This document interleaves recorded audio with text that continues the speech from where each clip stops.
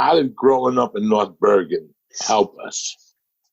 How come it was so fucking crazy? Why is it that when you're at the shows and I tell stories of how we grew up, people lose their fucking minds? Like, it seems to people that we're from Mars. Like, when I tell my stories about growing up, people think about Mars. I didn't meet you till 78.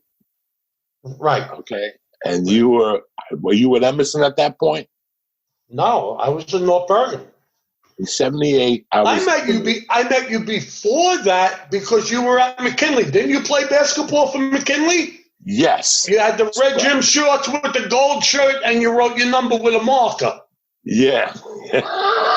You just had bad uniforms. And we had the ref with the fucking glass eye, Pat Capitoro. Yes. He was related to Balzano, so he wouldn't call a foul.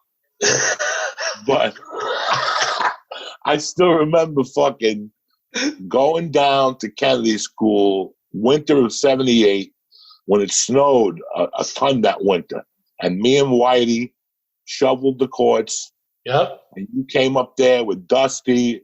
There was some hitters, Chris Morano. I mean, Kennedy School just had some fucking hoopsters. Yes. It snowed like 2 feet of snow. We shoveled it. Yep. The fucking sun was out, but it was still fucking 28 degrees. The ball wouldn't even bounce because it was so cold out. And we were passing, so we were like playing full court. And I still remember Dusty going for a layup, and you went to block the shot, but you smacked him by mistake. And it was cold out, so the 5 fingers stayed on his face throughout the whole game. And every time I looked at him, I couldn't even stop laughing. But who the fuck would have shoveled the courts? We shoveled the courts in the morning. We didn't give a fuck. No, it was different. It was, you know what, Joey? And like the people we grew up with, like they had your back. Like even when we were in school, we're in high school, we're going out to spark up, grab a bite to eat. Like everybody you were with, you could trust. They had your back. Like if the teacher came up and we're getting about, oh, what are you guys doing? You're not supposed to be out. You know, we just looked like nobody would answer. Like say, I remember my freshman year, maybe the second day of school. I'm downstairs where the wrestling room, the pit was. They used to practice wrestling down there. Yeah. I'm with Alex Garcia. Now, it's maybe the second, third day of school. I'm a freshman. Don't know these guys from Adam. All I know is we're going to smoke a bone. We go down smoking. We're bullshitting. We're smoking. We're in school. We're sparking up. Tony Tabacino comes downstairs. Garcia and whoever the other kid was, I don't even remember who he was, they were gone. I froze like a deer in the headlight. I froze. Tabacino was going to kill me. I want to know who these guys were. Look, I said, what are you talking about? I said, I'm here by myself. You don't lie to me. He said, I'll beat the teachers back then. They'll slap you around. I'll beat the shit out of you. Nobody will know. I said, you can do whatever you want. I said, I don't know nothing. I said, I don't know those guys. Lied to me again. He said, I'm going to knock you out.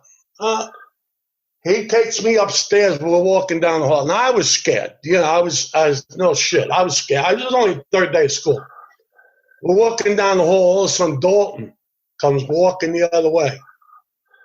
Tabacino keeps looking at me. Well, am I going to get those names? I don't know what you're talking about. I said, whatever's going to happen is going to happen. I was alone. He said, you're going down. You're finished. You're out. You're out. Third day of school. You're gone. Whatever, We walk up to Dalton. Dalton looks at him, looks at me. I look. Tabacino goes, what the F are you doing here? I said, what? He said, what the fuck are you doing here? He said, get out of my face. I was gone. I said, thank you very much, Tabs. The next class, I had his brother for woodshop, Ernie. Ernie already found out. I go downstairs. Ernie calls me outside. Dennis, I heard you had a run-in with my brother. Yeah. He said, he's not like me. He said, I'm a nice guy. He said, he really wanted to kick the shit out of you. I said, Tabs, I said, we were doing what we were doing. I said, I'm not a rat. I said, I'm not a rat. It is what it is. After that, me and Garcia became really good friends. Like I knew him from nowhere.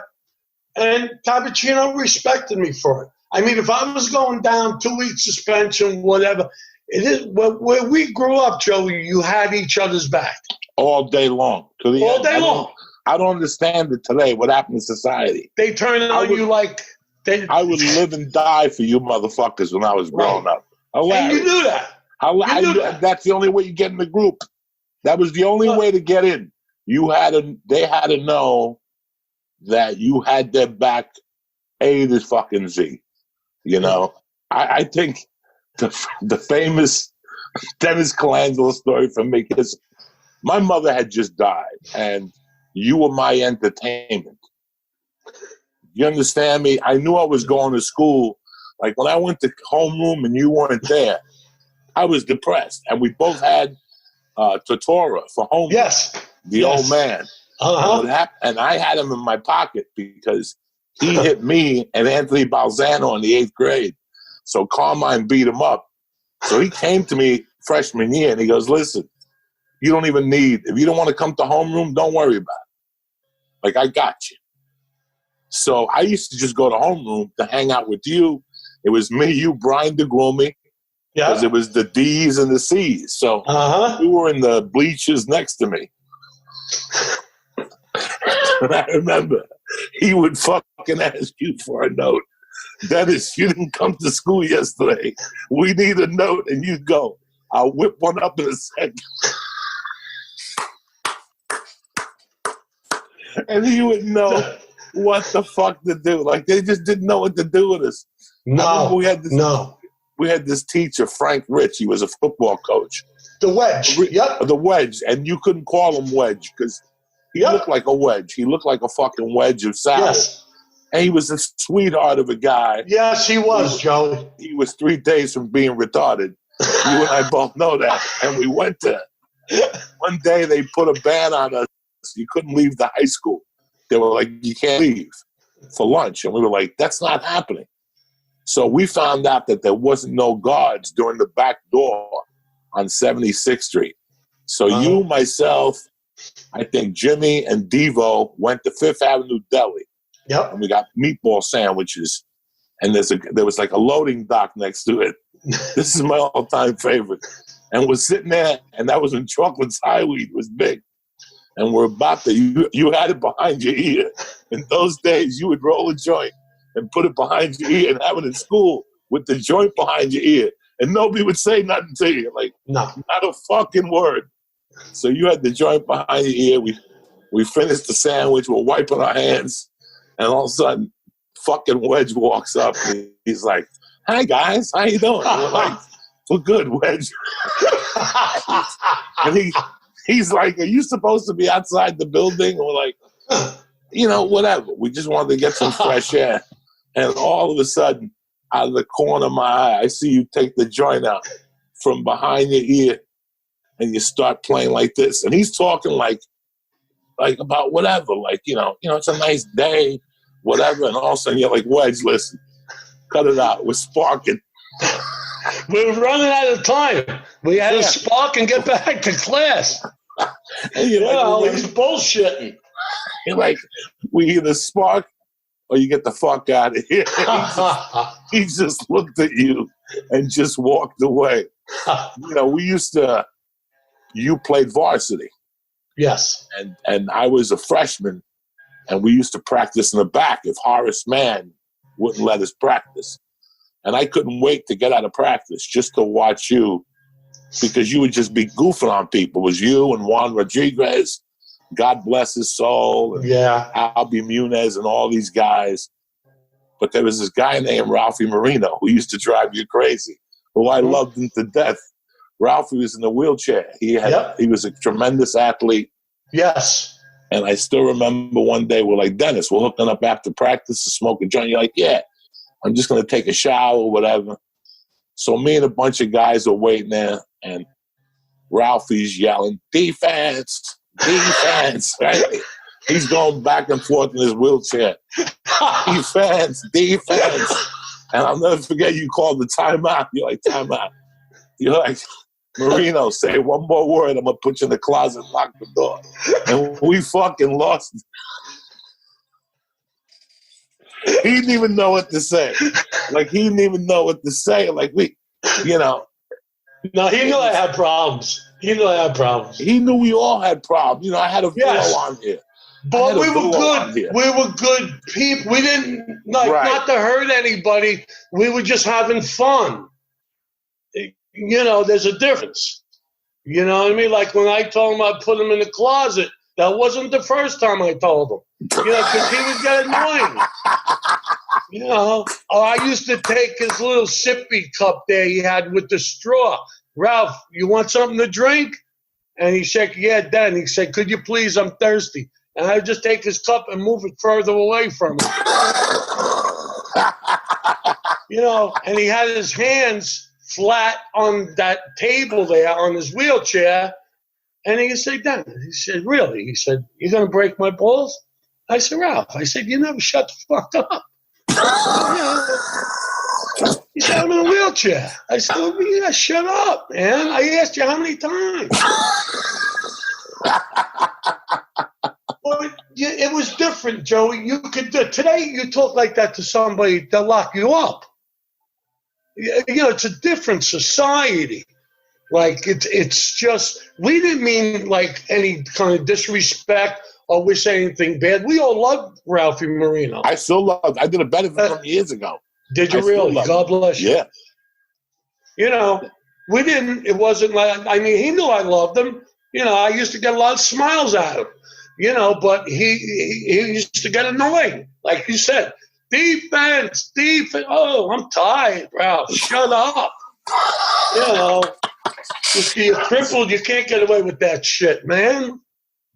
And he loved us. He loved us no matter what. You know what, Joey? We made his fucking day. We would do anything for him. We would. We would do anything for him. I used to ask him if he wanted to get his dick sucked and stuff. He would just look at me. Rob, I got a little Puerto Rican chick. She wants to suck your dick. And his face would turn red. Like, I don't know. He would have to have pity. Frank Pitt would have to push him around. Yeah. Pitty did a lot for him, no joke. Pitt, a lot of those guys helped him out. Everybody helped him out. Everybody was really good to him. You know? That's what it was. You know, the people were just, you know, good people. North Bergen, good people, hardworking people, loyal. If they were your friend, they were your friend. And you know, there was no way you ever had a question, that guy going to stab me in the back? Because if you had thoughts like that about anyone, they wouldn't be with you. It's just different. You know, growing up, you know, not that, you know, I don't know. I mean, it wasn't rough, great, but everybody, you handled yourself, I guess. I mean, I don't know. Loyalty was big. Loyalty was big with your friends, and you know that's what we had. That's what we had.